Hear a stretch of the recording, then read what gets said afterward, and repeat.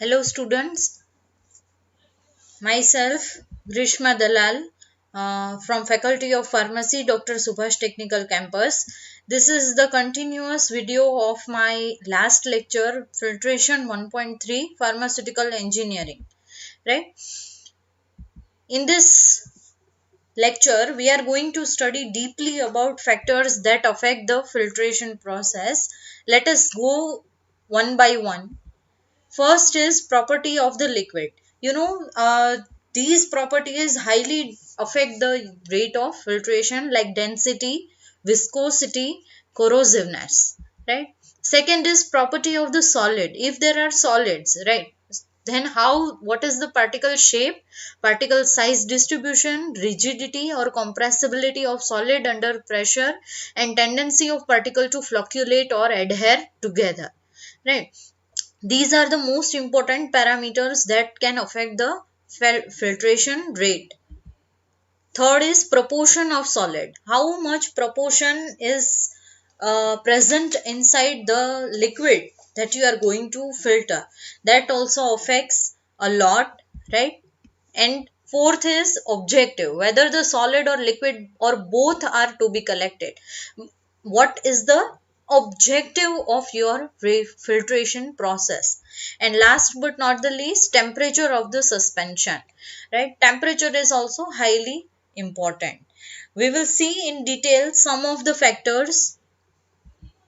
The first important factor is surface area.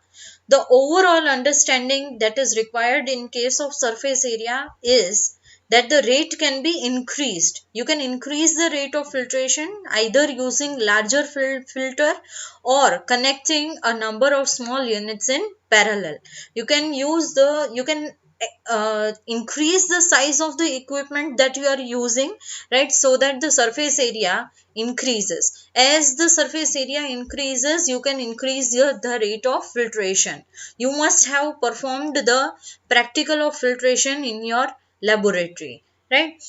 Now, as you can see here, whatever I have written, there is one filter equipment that works on this process, that is known as filter press. Filter press works on principle of connecting the units in parallel, pleating the filter paper or using pleated funnel, increasing the effective surface area for filtration.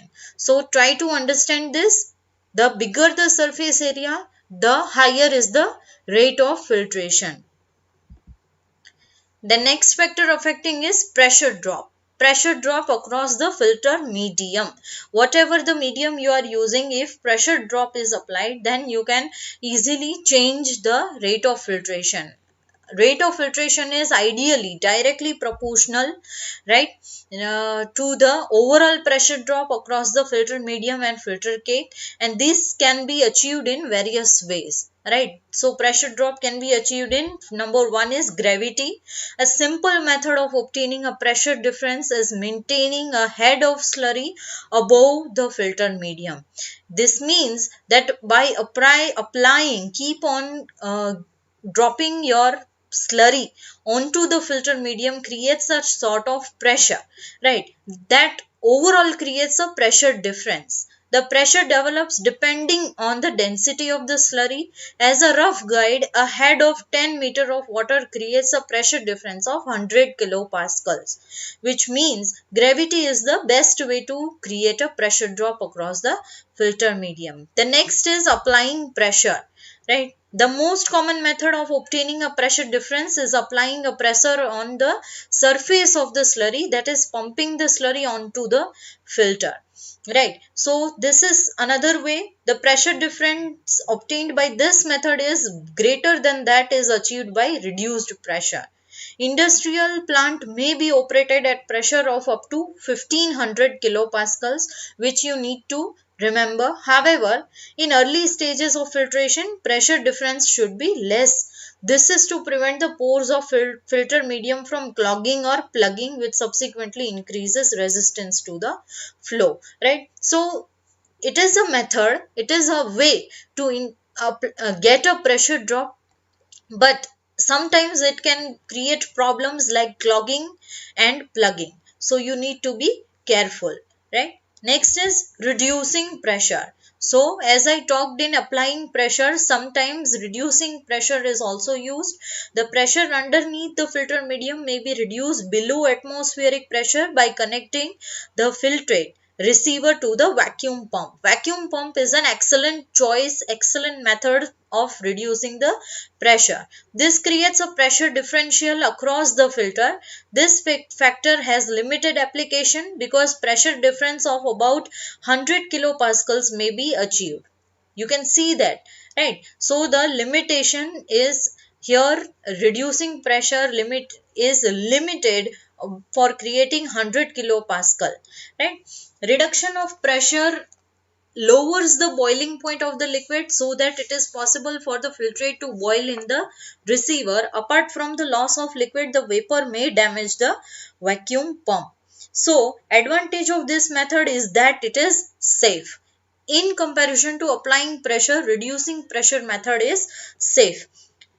If a part of equipment fails, it will collapse and not explode. In applying pressure, the equipment can explode, but in reducing pressure, it cannot explode. Therefore, this method is commonly applied in laboratory where the apparatus is usually made of glass. However, in industry, the plant is usually constructed with metal that is able to withstand high pressure. So, you need to be very careful as to which method you are going to utilize. The last but not the least is centrifugal force.